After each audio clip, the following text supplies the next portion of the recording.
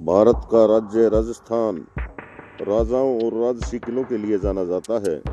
भारतीय इतिहास के पन्नों में एक ऐसा व्यक्ति है जिसका नाम सबसे ऊपर है। वह है 10वीं सदी के मेवाड़ के राणा शासक महाराणा प्रताप। उनका जीवन और मुगलों के खिलाफ उनकी लड़ाइयाँ राजस्थान के इतिहास में बहुत गहराई से समाई हुई हैं। राजस्थान के किलों के माध्यम से यात्रा करना न केवल उनके अतीत की यात्रा है, बल्कि महाराणा प्रताप के महान कारनामा को फिर से जीने का मौका भी है, जिनकी वीरता आज इस प्राचीन संरचनाओं के माध्यम से गुजरती है। आज हम उनके जीवन में जो किले थे उनके बारे में बातें करेंगे। महाराणा प्रताप के इतिहास में गहराई से उतरने की चाह रखने वालों के लिए कई किले प्रकाश और ध्वनि शो, संग्रहालय और निर्देशित पर्यटन प्रदान करते हैं। ये विसर्जित अनुभव राजपूत योद्धा से जुड़ी बहादुरी और सम्मान की कहानियों को जीवंत करते हैं। वे किलों के वास्तु शिल्प चमत्कारों की सहायता करने में भी अग्रसरता प्रदान करते हैं, जो समय की कसौटी पर खरे उतरे हैं और साम्राज्यों के उत्थान और पतन के भी साक्षी हैं। स्थानीय संस्कृति और लोक कलाओं से जुड़कर आगंतुक महाराणा प्रताप के युग और मेवाड़ के लोगों की अभेद्य साहस की भावना को समझकर हासिल करते हैं। राजस्थान का परिदृश्य इसके अशांत और वीरतापूर्ण इतिहास का परिणाम है, और किले जो कभी आक्रमणकारियों के खिलाफ सुरक्षा कवच के रूप में खड़े थे और अब गौरवशाली अतीत के खुले संग्रह के रूप में खड़े हैं। महाराणा प्रताप की विरासत न केवल पत्थर पर बल्कि उनके दिलों पर अंकित है। जो हम उल्लेखनीय स्थलों पर जाते हैं, इन किलों में घूमना अतीत में वापस यात्रा करने और भारत के सबसे महान योद्धाओं में से एक की महाकाव्य लड़ाइयों और अटूट भावना को फिर से जीने जैसा है। चाहे आप इतिहास के शौकीन हों, वास्तुकला के शौकीन हों या रोमांच की तलाश में हों, तो राजस्थान के ये किले अपनी कहानियां सुनाने के लिए आपका इंतजार कर रहे हैं। तो दोस्तों, चलते हैं महाराणा प्रताप के कुछ किलों के बारे में जानने के लिए। मेवाड़ के शासक और वीर योद्धा महाराणा प्रताप की जयंती हर साल अंग्रेजी कैलेंडर के अनुसार 9 मई को मनाई जाती है। महाराणा प्रताप वही हैं जिन्होंने मुगलों से युद्ध करते हुए सभी राजसी वैभव त्याग दिए थे और जंगलों में भटकना मंजूर किया था। मुगल शासकों के सामने उसने कभी घुटने नहीं टेके। तो दोस्तों, आज मैं आपको महाराणा प्रताप के किलों के बारे में बताऊंगा और उनके बारे में कुछ जो अनजानी बातें हैं वे आपसे शेयर करूंगा। आशा है आपको मेरा ये वीडियो पसंद आएगा। पसंद आए तो मेरे चैनल को सब्सक्राइब जरूर करना, ताकि मैं आगे भी आपके लिए ऐसे ही ऐतिहासिक वीडियो ला सकूं। महाराणा प्रताप का जन्म अंग्रेजी कैलेंडर के अनुसार 9 मई 1540 को हुआ था। इस साल उनकी 489वीं जयंती मनाई जा रही है, लेकिन हिंदू पंचांग के मुताबिक उनका जन्म ज्येष्ठ माह की तृतीया को गुरु पुण्य नक्षत्र में हुआ था। विक्रमी संवत के अनुसार महाराणा प्रताप का जन्म 22 मई को हुआ था। इसी वजह से हर साल 2 बार महाराणा प्रताप की जयंती मनाई जाती है। महाराणा प्रताप के कुछ प्रसिद्ध किले हैं, जैसे चित्तौड़गढ़ के किले को महाराणाओं की शान कहा जाता है। सन 1303 में चित्तौड़ के किले पर अलाउद्दीन खिलजी ने अपना साम्राज्य स्थापित किया था। 1540 में जब महाराणा प्रताप की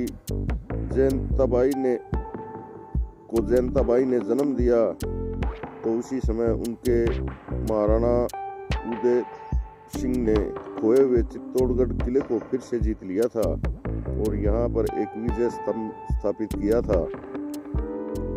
यह किला महाराणा प्रताप के जीवन को बहुत ही महत्वपूर्ण था, लेकिन अपने जीवन काल में महाराणा प्रताप कभी भी चित्तौड़गढ़ किले में कदम नहीं रख पाए थे। दरअसल मुगल बादशाह अकबर ने 1568 को खुद इस किले पर चढ़ाई की थी और इसे जीत लिया था। यहाँ पर बहुत ही ज्यादा कत्लेआम हुआ था। 27 साल की उम्र में गद्दी संभालने से लेकर महाराणा प्रताप मुगलों से लड़ते रहे और बाबर से लेकर अकबर तक जितने भी मुगलों ने इलाके जीते थे उन्होंने तकरीबन सब कुछ वापस ले लिया था। लेकिन वे चित्तौड़गढ़ ही एक ऐसा किला था, क्योंकि यहाँ अकबर ने अपनी पूरी ताकत झोंक रखी थी। यहाँ पर हजारों सैनिकों को इस किले में तैनात कर रखा था। सन 1597 को महाराणा प्रताप ने अपनी मृत्यु तक इस किले को वापस लेने का संभव प्रयास किया था, लेकिन ना तो वह इसे जीत सके, ना ही उन्होंने इस किले में कदम रखा। महाराणा प्रताप से संबंधित एक किला और है, गोगुंदा।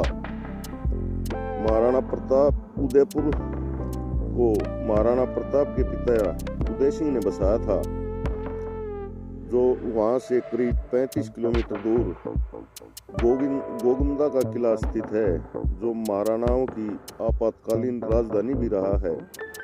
इस किले में महाराणा प्रताप का राज तिलक हुआ था।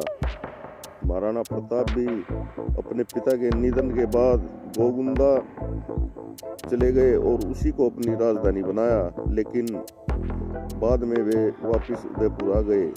जब अकबर ने उदयपुर जीत लिया तो फिर से महाराणा प्रताप गोगुंदा आ गए थे। यहीं पर मायरा की गुफा भी स्थित है। गोगुंदा के पास मायरा की गुफा है, जिसे इसकी खासियतों की वजह से महाराणा ने अपना यहाँ पर शस्त्र रखते थे शस्त्रागार बनाया था। यह एक भूल भुलैया जैसी गुफा है। वह अपने प्रिय घोड़े चेतक को भी यहीं पर बांधा करते थे। इसी गुफा में खुफिया मीटिंगें होती थी।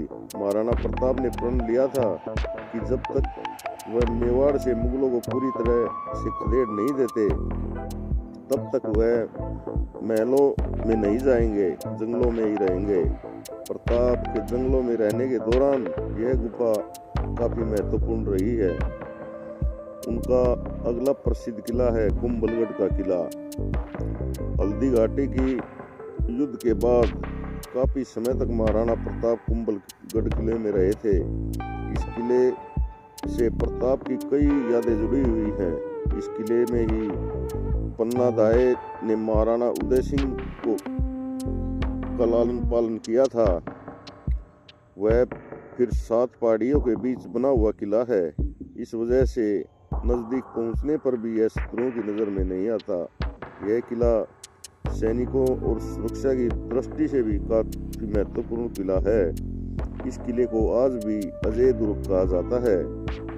इस किले में 36 किलोमीटर लंबी दीवार है, जो चीन की दीवार के बाद सबसे लंबी दीवार है। महाराणा प्रताप का एक और जगह थी चावंड। उदयपुर से लगभग 60 किलोमीटर दूर चावंड गांव की पहाड़ी पर महाराणा प्रताप का महल बना हुआ है।